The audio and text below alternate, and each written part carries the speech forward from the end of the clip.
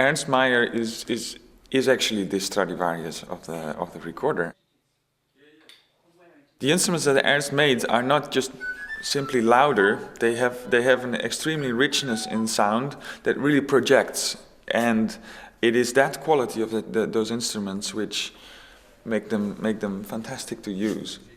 De man die de blokfluit weer op een hoog podium heeft neergezet, Erik Bosgraaf, de Nederlandse muziekprijs.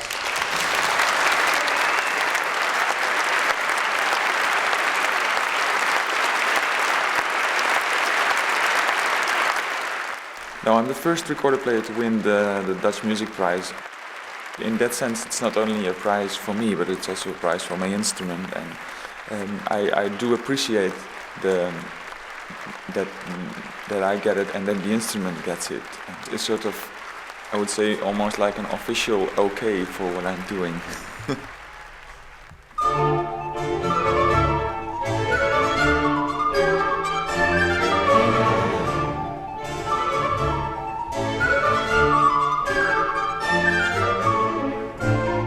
I would love that it would be as normal for composers to write a recorder concerto as it is to write a violin concerto.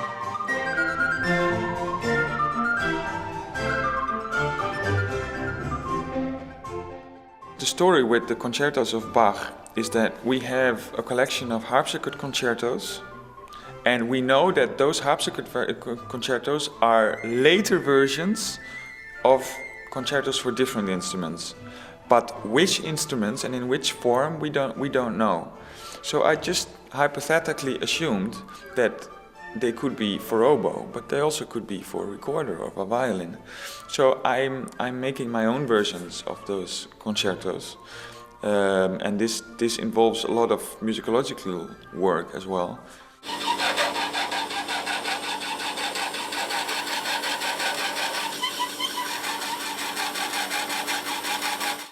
The area where the sound is made on recorder is so small that it is hardly measurable to say, okay, well, now I need, I mean, even if Ernst would write a book about what he does, it doesn't mean that other makers can also do it.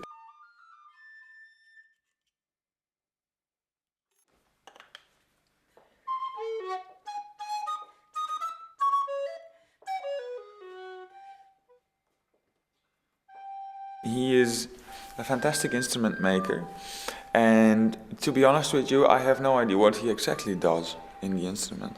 I just know that he does the good thing. I mean, this is a little bit similar to the story about the varnish on Stradivarius instruments. I don't really know what he's doing.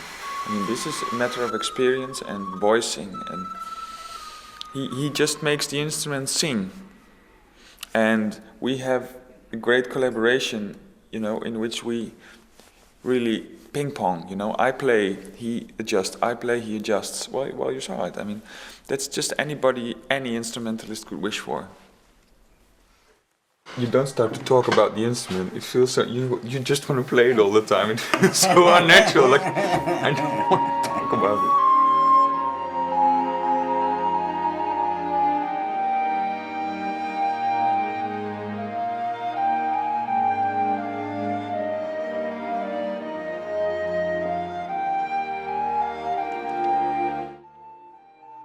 We are playing in the 21st century on an instrument that was developed in the 17th century and 18th century, in halls and in places that the instrument was never made for.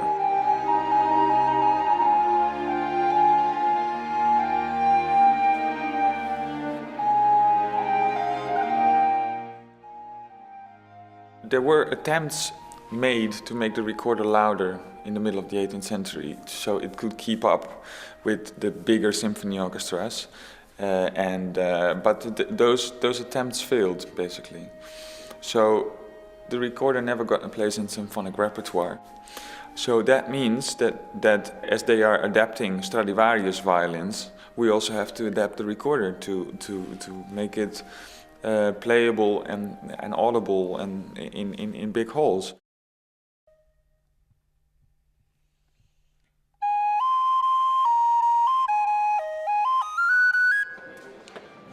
The range of repertoire for recorder is really from medieval times up till about, let's say, 1750, 60. Carl Philipp Emanuel wrote one sonata, and that's about the last.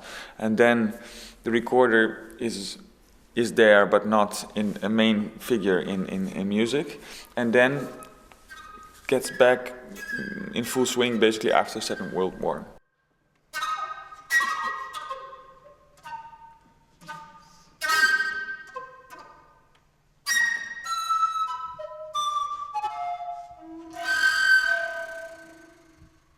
Berio's Gesti is actually the first real contemporary piece for avant-garde piece for recorder. I would say that piece really marks the rebirth of the recorder and shows its capacities in a contemporary music idiom.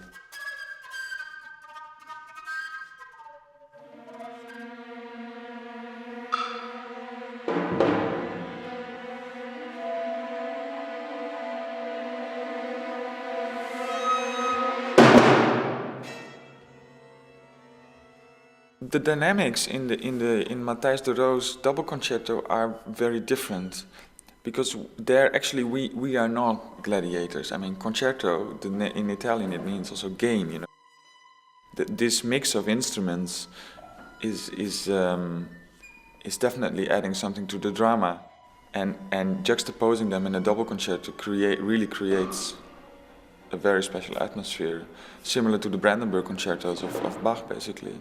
I mean, the violin is there, like the romantic voice, and very, you know, emotional. And the recorder can be emotional as well, but tends to be more on the cold side and distant and hard to touch.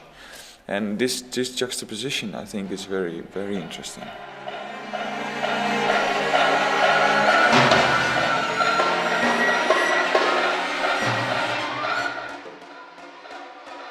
I feel that the instrument finally has gotten to a stage where well, you could obviously hear that the balance, the sound balance with the orchestra is so natural, and it was never a problem, and that is just great to hear that we are finally at this point. I don't want to be an evangelist, but inevitably I am, of course. I just believe in my instrument and in the possibilities of the instrument, and for me it is the most natural means of expression that I can have, and it's the thing I do best. So, full stop. What else do I need to do?